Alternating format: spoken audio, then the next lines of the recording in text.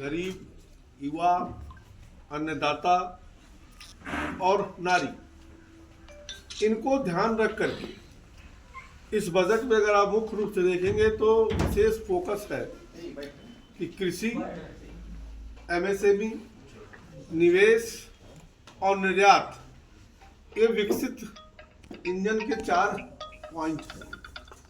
और उसको ध्यान में रख करके इस बजट को लाया गया है। जो सबसे बड़ा हमारे जो किसान हैं, अगर किसानों के लिए देखें तो इस बार बजट में 1.71 लाख करोड़ रुपए का किसान का बजट रखा गया है और प्रधानमंत्री धन धान्य योजना के तहत 100 ऐसे देश में क्षेत्र को, जिले को चयन किया जाएगा जहां पर उपज कम है, खेती की वहां दिक्कत है और उनको कहीं ना कहीं प्रोत्साहित किया जाएगा, जिससे 1.7 करोड़ किसानों को इससे लाभ प्राप्त हो। साथ में देश में एक्सपोर्ट, जो मैंने कहा कि फोकस है बजट का, कि मखाना बोर्ड का भी निर्माण किया जाएगा ताकि मखाना भी हमारा देश में और विदेशों में जाकर एक्सपोर्ट हो सके।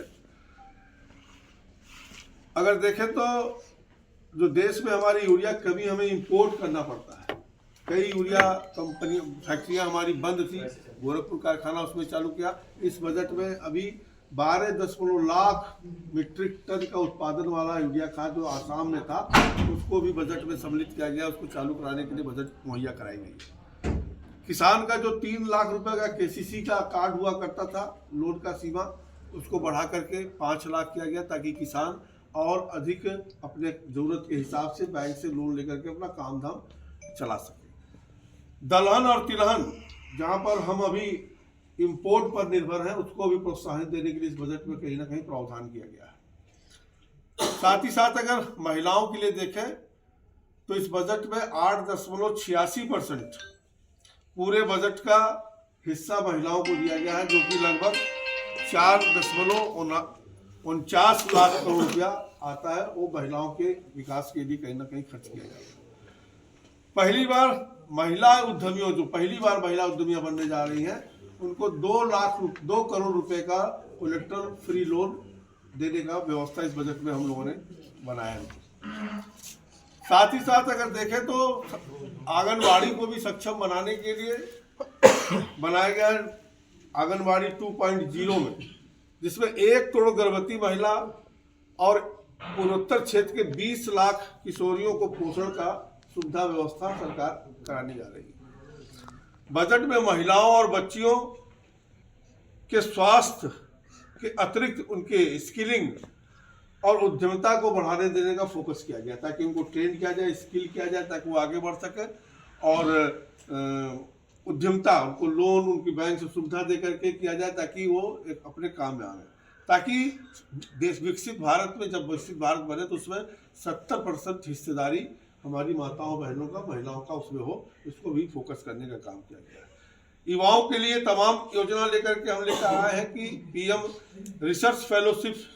टेक्निकल रिसर्च के लिए 10,000 युवाओं को फेलोशिप दिया जाएगा।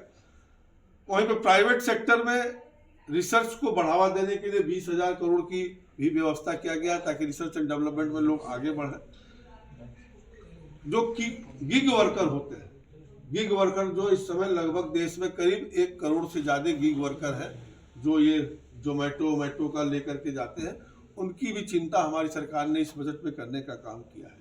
स्टार्टअप को बढ़ावा देने के लिए 2014 के पहले जहां सैकड़ों में स्टार्टअप होते थे, आज लाखों में स्टार्टअप हमारे देश में आए हैं, जिसमें 100 तो यूनिकॉर्न बन करके उभरे हैं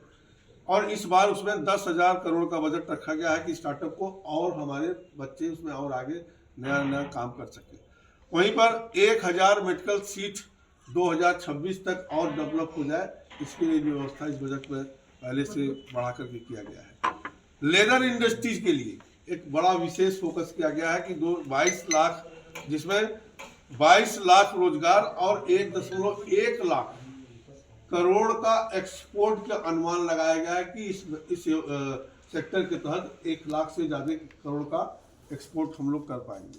वहीं पर सरकारी विद्यालयों में, ताकि हमारे नौजवान जो हमारे हैं, टिंकरिंग लैब का निर्माण होगा 50,000 विद्यालयों में, ताकि जो हमारे बच्चे हैं वो इनोवेटिव हो सके और स्टैंडर्ड और हाई क्लास का लैब बनाया जाए, ताकि और बच्चे जो अपने मन से भी कुछ करना चाहते हैं तो उस लैब का उपयोग करके आगे बढ़ सके। उसकी व्यवस्था हमारी सरकार ने इस बजट में किया हुआ है।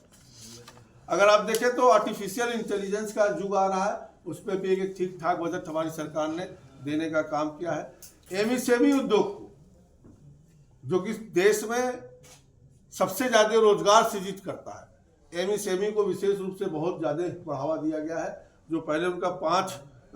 5 करोड़ तक उनको लोन दिया जाता है, उसको बढ़ाकर हम लोगों ने 10 करोड़ किया है, ताकि एमएसएमई को और बढ़ावा मिले, लोग उसमें नए बच्चे रोजगार करने के लिए और जाए। गरीबों के लिए जो पहले से योजना चल रही थी वो सब चली रही है। बाकी जो हमारा जल जीवन मिशन है उसको हम लोग चाहते हैं कि उसको 100% पूर्ण किया जाए, उसकी व्यवस्था इस बजट में किया गया है। साथ ही साथ अगर देखें तो पीएम स्वनिधि जो था उसको अब 30,000 रुपए कर दिया जाता है और क्रेडिट कार्ड दिया जा रहा है, ताकि पीएम स्वनिधि के लोग आसानी से ऋण लेकर अपना काम धाम कर सकें। इसके अलावा अगर आप देखें तो इंफ्रास्ट्रक्चर पे, बिजली पे, स्वास्थ्य पे, शिक्षा पे, सब पे विशेष तौर से फोकस किया गया, ताकि देश को आगे 2047 के विकसित भारत बनाने के दृष्टिकोण से आगे हम बढ़ा सकें। इस सब पे काम किया जा रहा है।